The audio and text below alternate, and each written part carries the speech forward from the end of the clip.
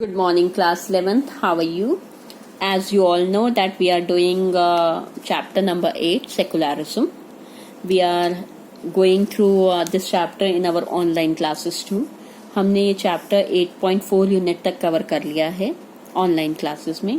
We have gone through and videos have been sent till the Indian mode of या Indian model of secularism तक आपको भेजा जा चुका है. उसके बीच में एक छोटा छोटा सा टॉपिक रह गया था. आज मैं आपको उसी टॉपिक के बारे में बताना चाह रही हूँ. जब हमने वेस्टर्न मॉडल ऑफ सेकुलरिज्म किया था तो हमने उसमें एक पॉइंट किया है कि वेस्टर्न सेकुलरिज्म जो है वो रिलीजन और स्टेट को बिल्कुल सेपरेट करता है. इसी टॉपिक के अंदर आपकी बुक में एक टॉपिक दिया हुआ है, Kemal Ataturk secularism.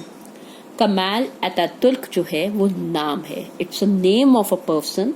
He was the president and monarch of the country Turkey during the First World War. हाँ, आप कह सकते हैं आज से 100 साल पहले. ठीक है. कमाल अतातुर्क के जब हम सेकुलरिज्म की बात करते हैं तो हम ये कहते हैं it is a secularism which was practised in Turkey in the 20th century.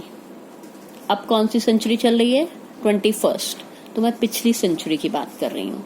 It was a form of secularism, a model of secularism, which was practiced in Turkey in the 20th century. इसकी special बात ये है कि ये सिर्फ principal distance की बात नहीं करता. प्रिंसिपल डिस्टेंस का आप मतलब समझते हैं कि हमने धर्म और स्टेट को एक दूसरे से अलग रखना है फ्रॉम ऑर्गेनाइज्ड, लेकिन साथ ही साथ ये कहता है कि हमें धर्म और राज्य को अलग ही नहीं करना बल्कि साथ साथ इक्वली उसमें पार्टिसिपेट भी करना है. ठीक है. अगर हम इसको कहते हैं तो yes, it's a very different kind of secularism. इस तरीके के सेकुलरिज्म को जो प्रोपाउंड किया था, जो बनाया था, प्रैक्टिस किया था, वो किया था मुस्तफा कमाल अतातुर्क ने. ठीक है. He came to power, he became the Khalifa. ठीक है. इस्लामिक हेड बने थे ये after the first world war. यहाँ पर मैं आपको एक बात बताना चाहती हूँ. फर्स्ट वर्ल्ड वॉर में टर्की हार गया था, ऑटोमन एम्पायर हार गया था. ब्रिटेन ने ऑटोमन एम्पायर के साथ एक ट्रीटी साइन की थी जिसमें खलीफा का टाइटल अबॉलिश कर दिया गया था. तो जो खलीफा के सपोर्ट में थे, temporal powers of the king की सपोर्ट में थे, उस सिस्टम को खत्म कर दिया गया था. ब्रिटिश गवर्नमेंट की सपोर्ट से ही Kamal Mustafa Pasha Ottoman empire Turkey का नेक्स्ट राजा बना था.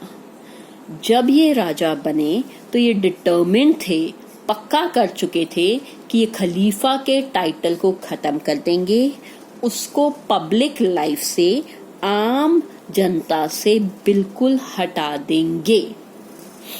ये बिल्कुल क्लियर थे कि ये जो इस्लाम की ट्रेडिशनल थिंकिंग है ये उससे ब्रेक लेना चाहते हैं और बहुत ही एग्रेसिव मैनर के साथ, एग्रेसिव का मतलब यहाँ ये नहीं गुस्से के साथ, बहुत ही जोश के साथ, एंथुसियास्टिक के साथ इन्होंने क्लियर किया था कि ये टर्की को मॉडर्नाइज करना चाहते हैं और सेकुलराइज करना चाहते हैं.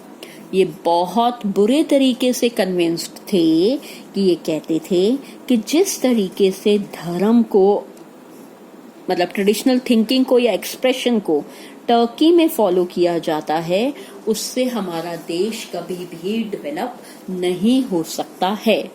अगर हमें उससे ऊपर उठना है तो कुछ चीजों को हमने मानना पड़ेगा. इसके लिए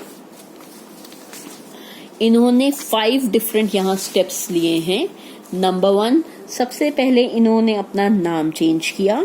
इन्होंने अपना नाम मुस्तफा कमाल पाशा से बदलकर मुस्तफा कमाल अतातुर्क रखा. ठीक है.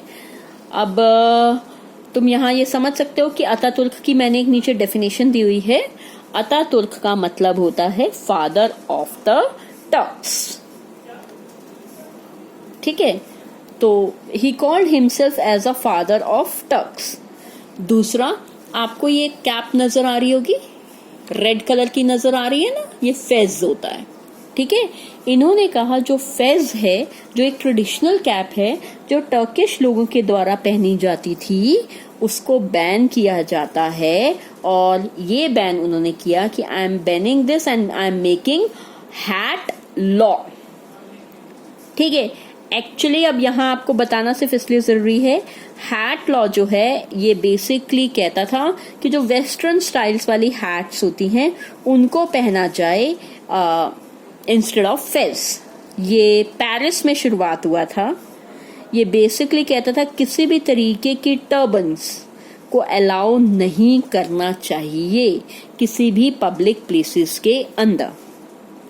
सिर्फ हैट ही नहीं, इन्होंने एनकरेज किया वेस्टर्न स्टाइल ऑफ क्लोथिंग को, और जो ट्रेडिशनल टर्की का जो स्टाइल था वो पुराना ऊपर रस्सा बांध लेते थे और बहुत बड़ा सा सर के ऊपर स्कार्फ वगैरह रख लेते थे, इन्होंने उसके अगेंस्ट अपनी आवाज भी उठाई। अगर आप नेक्स्ट पॉइंट देखेंगे तो आपको एक कैलेंडर का नाम नजर आ रहा होगा कि वेस्टर्न, ये कैलेंडर है बेटा, वेस्टर्न यानी कि जो ग्रेनियन कैलेंडर जो था उसको इम्पोज किया गया instead of Turkish calendar.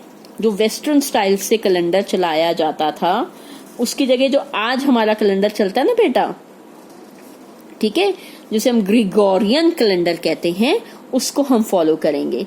Gregorian calendar का मतलब ये होता है जिसमें आपके मंथ जनवरी फरवरी होते हैं, टर्किश में नहीं होते हैं। अब जैसे हिंदू कैलेंडर में होते हैं, मैं टर्किश का नाम नहीं ले रही हूँ, हिंदू कैलेंडर में क्या होता है, चैत्र, विशाख, ज्येष्ठ, अश्विन, ऐसे माह होते हैं ना, तो ऐसे ही टर्किश कैलेंडर के अलग होते थे। उसकी जगह इन्होंने कहा नहीं, हम अपने देश में वेस्टर्न कैलेंडर ही मानेंगे। इसके अलावा 1928 के अंदर एक नया अल्फाबेट इन्होंने रिप्लेस किया जो कि लैटिन लैंग्वेज से इन्फ्लुएंस्ड था। मैं आपको एक पिक्चर दिखाना चाहती हूँ, ऑनलाइन क्लास में तो करवाऊंगी, लेकिन जो पुरानी थी वो अरेबिक स्टाइल थी, लेकिन जो नया अरेबिक था तो वो लैटिन भाषा के ऊपर अवेलेबल था, ठीक है। I don't know you will be able to manage और नॉट। ये आपको नजर आ रहा है, पहले जा लिखते थे, फिर जी हो गया, र को रा हो गया, है ना। तो जो ऊपर अल्फाबेट्स लिखे हुए हैं ZR ZD, अब उसकी जगह नाम चेंज हो गए। तो all these changes were brought in by the Kemal Ataturk या कमाल मुस्तफा अतातुर्क। तो ये वेस्टर्न सेकुलरिज्म की पहचान है कि हम धर्म को जोड़ेंगे ही नहीं, हमने अपने आप को वेस्टर्न कल्चर से जोड़ लिया। जब इस्लाम ने क्रिश्चियनिटी के साथ जुड़ गया तो झगड़ा भी खत्म हो गया, ठीक। तो अभी के लिए इतना ही।